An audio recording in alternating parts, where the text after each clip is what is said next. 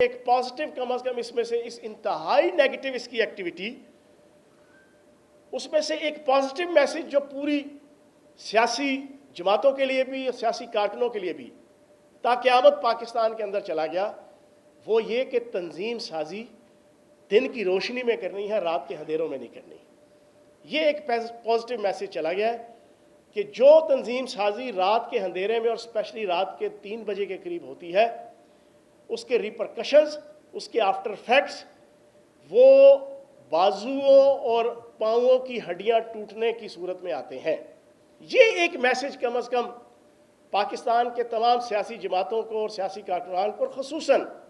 نون league کے اندر یہ چیز چلی گئی کہ آئندہ تنظیم سازی دن میں کرنی ہے، رات کو نہیں کرنی۔ اب یہ کہتے ہیں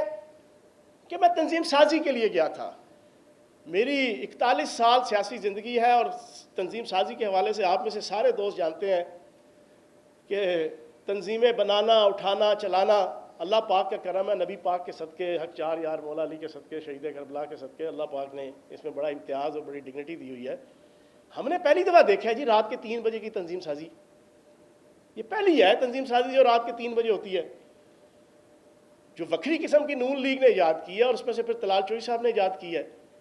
طلال چوئی صاحب، آپ نے نون لیگ کا نام ڈبویا، لیکن آپ نے اپنی اس لیڈرشپ کا نام روشن کیا کہ جنہوں نے جس مقصد کے لیے آپ کو پچھلے 4 سال سے لانچ کیا ہوا تھا، وہ مقصد آپ نے الٹا اپنے ہی طرف استعمال کر لیا، جو انتہائی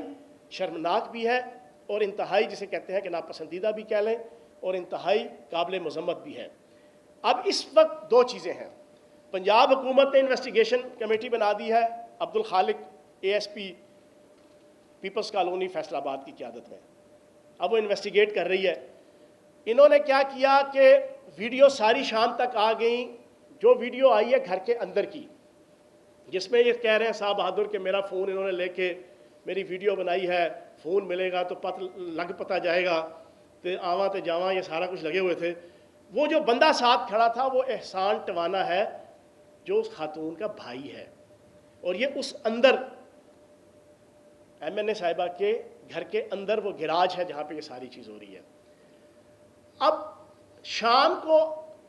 نون لیگ کی قیادت اور خصوصاً بیگم صفدر اعوان صاحبہ نے اپنے اس خاص پپٹ کو بچانے کے لیے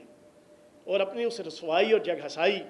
کہ جو ان کی کھاتے میں آ رہی تھی، اس کو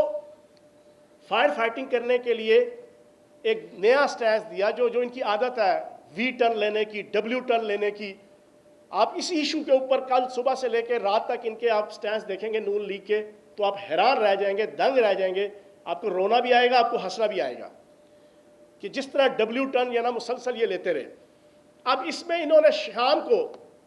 بیگم صفدر اعوان صاحبہ کی انٹروین کرنے پہ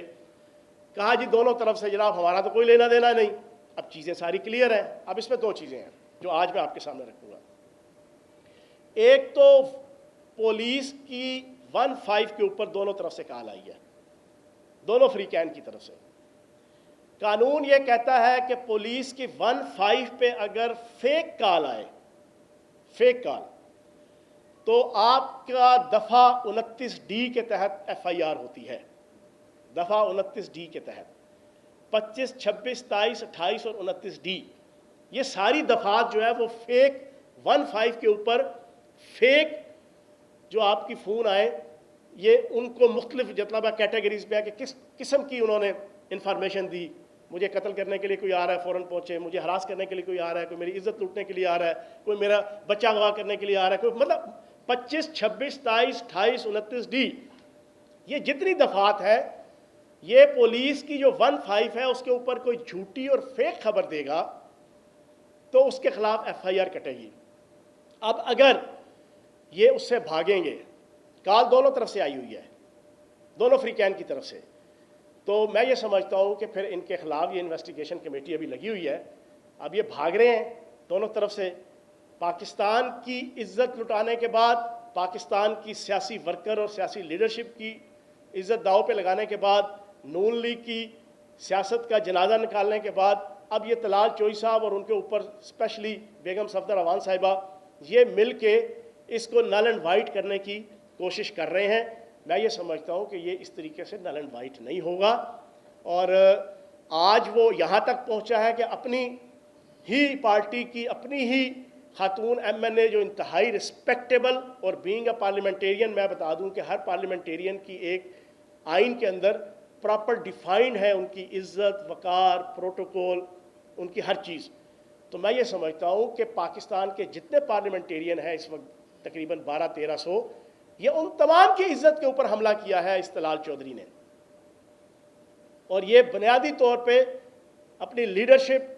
خصوصاً بیگم صفدر امان صاحبہ جو اس کو 4 سال سے پال رہی تھیں دوسروں کے اوپر جو ہے نا وہ عزتیں اچھالنے کے لیے، اس نے یہ ساروں کے اوپر حملہ کیا ہے اور اس کو اتنا ایزیلی جو ہے وہ سپیئر نہیں کیا جائے گا. اس کی انویسٹیگیشن ہوگی. ابھی دونوں فریقین بھاگ رہے ہیں. اے ایس پی صاحب کی قیادت میں ایم این اے صاحبہ کے گھر بھی گئے پولیس والے، وہ بھی تھوڑا سا اب جو ہے وہ بیگم صفدر امان صاحبہ کے پریشر کے اوپر اور نون لیگ کی قیادت کے پریشر کے اوپر جناب وہ اوائڈ کر رہے ہیں. اور طلال چوئی صاحب کی بڑکیں سنیں، وہ جو ویڈیوز آئی ہوئی ہیں، اور اب صاحب بہادر کہتے ہیں کہ جناب وہ کوئی لینا دینا ہی نہیں ہے، کوئی معاملہ ہی نہیں ہے. اس وقت آپ کہتے تھے میرا موبائل ڈھونڈو ان کی تینوں خواتین کے، اور ان کے یہ اور ان کے وہ اور ان کے فلاں، اور یہ ساری بڑکیں وہ بھی آپ کے سامنے جناب ساری موجود ہیں. تو میں یہ سمجھتا ہوں کہ اب اس کیس کو پراپر طریقے سے انویسٹیگیٹ کر کے اگر یہ دونوں فریقین اس کے اوپر ملک کے قانون کے ساتھ اور قانون نافذ کرنے والے اداروں کے ساتھ کوآپریٹ نہیں کریں گے تو پھر جو میں نے دفعات آپ کو بتائی ہیں اس کے مطابق جو ہے وہ کارروائی ہوگی. لیکن ایک چیز پھر میں کہہ دوں گا اس ایشو کے حوالے سے آخری بات کرتے ہوئے کہ تنظیم سازی آئندہ جو ہے وہ دن کی روشنی میں ہونی چاہیے. رات کے اندھیرے کی تنظیم سازی جو ہے نا وہ بارے میں نہیں ہے جو ہے نا. یہ کم از کم جو ہے وہ پاکستان کے اندر ہر پولیٹیکل ورکر کو جو ہے یہ میسج چلا گیا ہے.